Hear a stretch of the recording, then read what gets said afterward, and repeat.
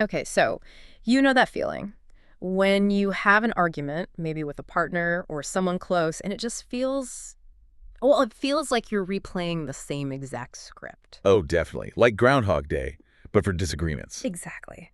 And our source material this week actually kicks off right there with that, that slightly weird moment of realizing you're stuck in that loop. Yeah, and what's really interesting is how that one observation, that personal thing, kind of opens up this whole rabbit hole. Right. We're going way beyond just like relationship tips here. Yeah. We're diving into how our deep psychological stuff, our own history, Mm-hmm. how that connects to our inner world, obviously, but also to others. Yeah. And even these bigger ideas like, well, like sovereignty or personal freedom. Seriously. So this deep dive, it's going to be quite a ride for you listening. We'll unpack those unconscious patterns, Yeah, where they come from. where they come from, the impact of our past, maybe even like a collective past, and things like energy healing. Which can sound a bit out there at first. Yeah. Totally. And how other people actually shape us without us realizing, and what it really means to be sovereign, to stand in your own power.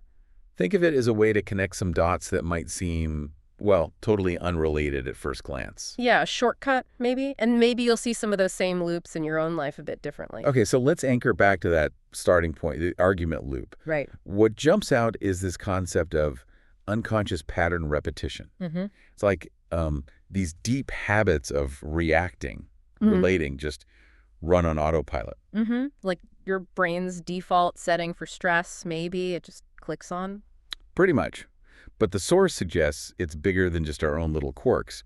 It brings in this quite powerful idea of a collective shadow. Okay, collective shadow. What does that actually mean? Well, think of it like we inherit stuff, unspoken things, unresolved pain, maybe from our family, our culture, even history itself. Yeah. And that kind of subtly influences our reactions now. So it's not just my baggage, it's like Yeah. shared baggage. In a way, yeah. Imagine the source uses this idea. Imagine your own experience is like a ripple on water. Okay. But underneath, there are these deeper currents, shared human stuff, the collective shadow affecting how your ripple moves. Gotcha. So noticing those repetitive loops, those arguments, is like step one, like hearing an echo and thinking, hang on, where's that coming from? Exactly. That's the doorway into deeper reflection. And that leads into this idea of shadow work, which honestly sounds a bit intense, like digging around in the dark. The parts of ourselves we usually hide. The stuff we don't like. Yeah, the bits we repress or judge.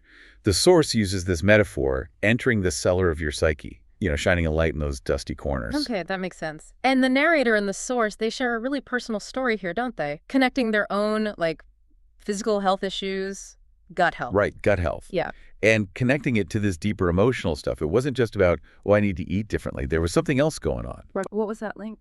Well, it highlights this somatic connection. Yeah. The idea that our bodies, they're not just carrying our brains around. Right. Unprocessed emotions, especially from way back, like childhood trauma. Which they mention, right. A difficult home environment. Yeah, an alcoholic mother, maybe schizophrenic, an unpredictable, unsafe feeling, that kind of thing.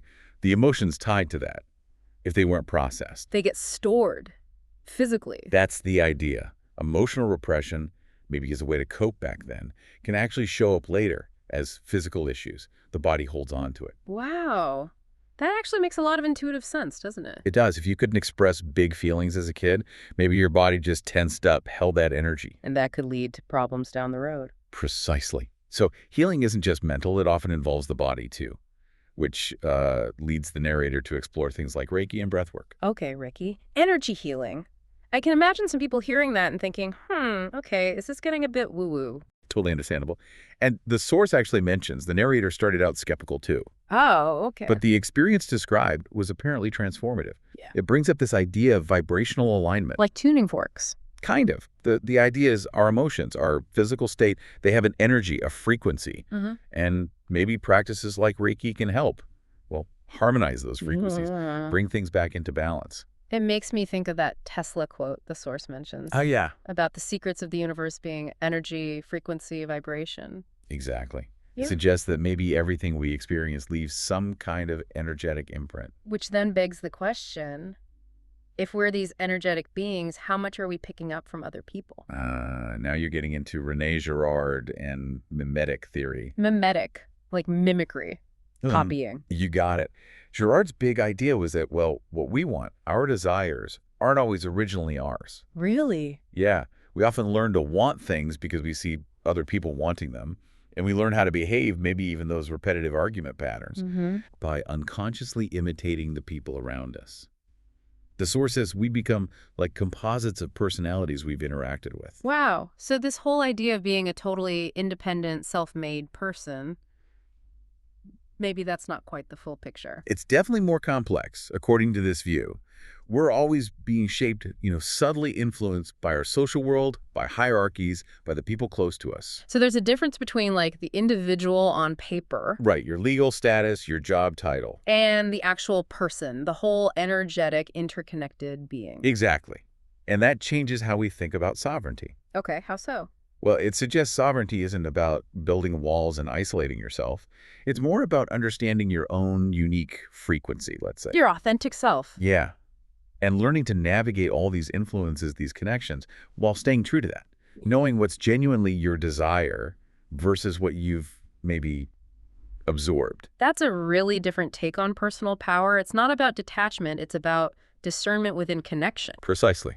And the discussion then kind of zooms out a bit, touches on astrology. Oh, yeah, the age of Pisces to Aquarius thing. Which you can take literally or see as a metaphor, right? For what? Well, Pisces often linked to collectivism, fitting in, established structures. Aquarius is more about individual uniqueness, innovation, but within a network. Decentralized connection, maybe? So, finding your own voice, but still being part of the choir. Something like that. A move towards personal freedom, but understanding we're still interdependent. Which loops back nicely to relationships, doesn't it? And this idea of radical honesty. Yes. This part's really interesting. The idea that holding back small truths, avoiding little awkward conversations, Yeah. can actually poison the well over time, builds resentment, distance. Whereas speaking up, even when it's uncomfortable. It can actually build more trust and intimacy. It's about vulnerability being a strength in connection. The source calls love a reciprocal opening. I like that, like constantly revealing parts of yourself. But also holding space for mystery, right? There was that quote from John Vervaeke. About love thriving when your partner remains partly unknown. Exactly. It suggests that keeping curiosity alive, allowing for discovery, is crucial, not thinking you have the other person all figured out. Okay, so pulling all these threads together, it really feels like the core message is about interconnectedness. Totally.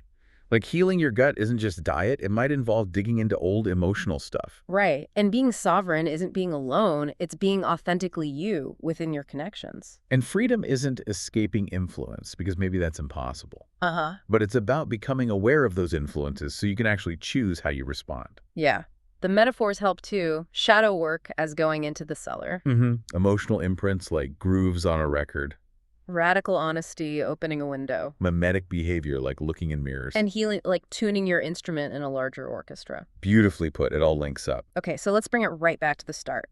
That feeling of being stuck in a pattern. Yeah, that initial trigger. What this whole deep dive seems to show is just how many layers feed into that feeling. It's not just one thing. No, it's our buried stuff. It's how we unconsciously copy others. Maybe it's even bigger cultural energies. It's all woven together. Which leaves us with a pretty big question for you, the listener, to chew on. Right. Which is, How might actually recognizing these different influences, the unconscious patterns, the body's memories, the mimetic desires, how might seeing all that impact your own journey? yeah, your journey towards healing, maybe. Or just finding a deeper sense of your own sovereignty, your own authentic self within this complex web. It really makes you think about how connected your physical health, your emotional world, and your relationships truly are. Definitely something to reflect on.